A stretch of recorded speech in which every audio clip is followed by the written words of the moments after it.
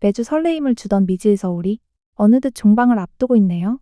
자신에게 주어진 삶을 꾸역꾸역 살아내다 도망치듯 서로의 삶을 바꿔 살아야 했던 쌍둥이 자매가 끝내는 자기 이름으로 당당히 삶을 시작하게 되었습니다. 그 마지막을 여러분과 함께 미리 나눠보려 합니다. 먼저 오늘 시판은 로사 할머니의 그동안의 사연이 속 시원히 들춰진 회차였습니다. 김로사로 살아야 했던 눈물겨운 사연, 빛바래진 몇십 년 전에 진짜 로사의 편지 앞에 어떤 법인들 소용이 있었을까요? 이번엔 정의의 본질인 이호수가 이겼습니다. 그럼 지금부터 시작해볼까요? 가장 궁금하셨을 미래 얘기부터 드려볼게요. 유미지라는 이름 뒤에 숨어야 했던 과거에서 벗어나 유미래로서의 정체성을 회복하고 있는 중이죠. 성추행 피해자로서의 침묵이 아닌 당당한 목소리를 선택했습니다. 또한 같은 피해자였던 김수연을 다시 세상 밖으로 끌어내주는 역할도 했죠. 성희롱 가해자였던 박상영은 결국 내부 감찰과 사회적 여론에 의해 부서 이동을 하게 되고 이후 이 사건이 박상영 개인의 일탈로 수렴되지 않고 조직 내부의 구조적 비리와 연결된 고리로 확장됩니다. 시안건설과의 공사, 고위층 간의 유착, 재개발 지역 선정 과정에서의 부당거래, 내부 고발 이후에 2차 가해까지의 처벌을 받게 되는 공사 갑질 사인방. 그리고 미래는 성추행 건이 클리어되고 직장 내 왕따 분위기는 여전했으나 자신이 틀리지 않았다는 것을 증명하고 싶은 마음인 거죠. 아니어도 상관은 없습니다. 그리고 당당히 사직서를 제출합니다. 이번 시파에서는 세진이 미래에게 미국을 같이 가자 제안하는 장면이 있었는데요. 달콤한 제안이지만 미래는 미국으로 도망치지는 않을 듯합니다. 세진이 서울에 왔던 날 미래에게 하루의 시간을 요구했죠. 그리고 하루 종일 탐방 아닌 탐방을 했습니다. 바로 세진이 컨설팅해준 아이스크림 가게, 꽃가게, 식당 등등. 그리고 마지막엔 별을 보러 갔었죠. 제 뇌피셜은 미래에게도 인생 컨설팅을 해줄 것 같은 예감. 두 사람이 잘하고 좋아하고 신나게 할 수 있는 공통점이 무엇일까요? 그건 바로 금융 쪽일 것 같습니다. 미래가 대학 논문 주제로도 쓸 만큼 관심이 써있고 금융공사에서 일했고 두 손이 그 밤 세진 앞에서 처음으로 말문이 트인 것이 투자 관련 건이었던 거 기억하시죠? 무엇보다 든든한 전직 자산운용사 CIO가 옆에 있잖아요. 드라마 성격상 뭐 거창한 투자회사 이런 건 아닐 것 같은데 말이죠. 세진은 할아버지를 떠나보내고 난 후 번아웃에서 완전히 회복되진 않았지만 미래라는 존재로 인해 다시 한번 서울이란 곳에서 살아볼 힘과 용기를 얻었습니다. 어느 순간 자신의 마음 한켠을 차지한 후 호련히 떠나버린 미래를 찾아왔습니다.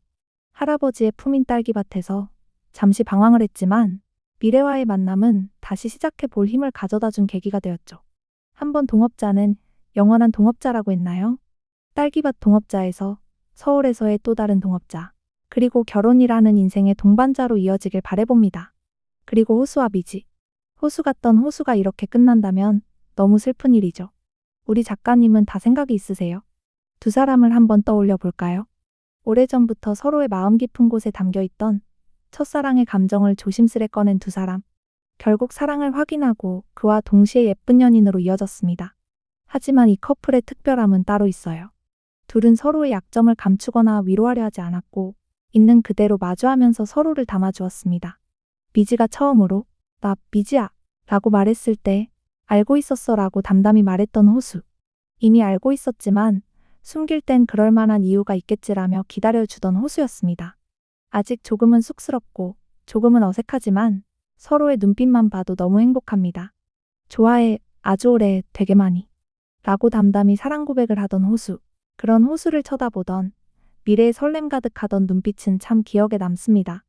그동안 호수의 명대사는 많았지만 9회차 미래 역할을 끝냈던 미지가 서울 하늘 아래 자신의 자리가 없는 것 같다고 울먹였던 날 호수가 위로해주던 대사는 역대급으로 감동이었죠. 미지 너가 있는 곳이 내 자리야. 난 그 자리에 함께 할 거고. 세상에나. 한동안 호수의 매력에 푹 빠져 헤어나오질 못할 것 같은 예감. 그런 호수가 미지의 쫑알대는 소리를 영원히 못 듣는다면 너무 슬픈 일이죠. 그동안 미스테리했던 김로사 할머니는 긴 인생의 굴곡을 지나 호수와 미지의 도움으로 식당 분쟁은 마무리되고 로사 할머니는 건강상의 문제로 후견인인 미지에게 식당을 맡깁니다. 언젠가는 너를 읽어주는 사람을 만날 거야 라고 로사가 마지막 유언처럼 말했었죠. 비록 오랜 시간이 흘렀지만 나를 읽어주는 사람은 호수와 미지였다는 것을 김노사는 직감합니다. 한때 미지에 대해 오해를 하기도 했지만 진심은 언젠가는 통하는 법이니까요. 공사 직원이던 때 미지는 자신에게 맞지 않는 옷을 입은 것처럼 불편했지만 지금은 너무나 편합니다. 그리고 내장탕 1인분도 씩씩하게 주문을 받고 있네요. 로사 할머니 43년 가업을 이어 시작할 이 식당이 미지의 자리였습니다. 유일하게 잘할 수 있던 달리기를 잃은 이후 방황했던 지난 시간들을 한 번에 보상받게 되었네요. 미지의 서울은 잔잔하면서도 사람의 마음을 툭 건드리는 드라마였습니다. 어떤 기억과 어떤 상처로 아프고 숨고 싶었던 사람들에게 위로와 용기를 주는 따뜻한 드라마. 여러분은 어떤 장면, 어떤 말들이 가장 기억에 남으셨나요? 댓글로 함께 나눠주세요. 좋아요와 구독도 꼭 부탁드릴게요. 그럼 우린 다른 이야기에서 또 만나요. 안녕?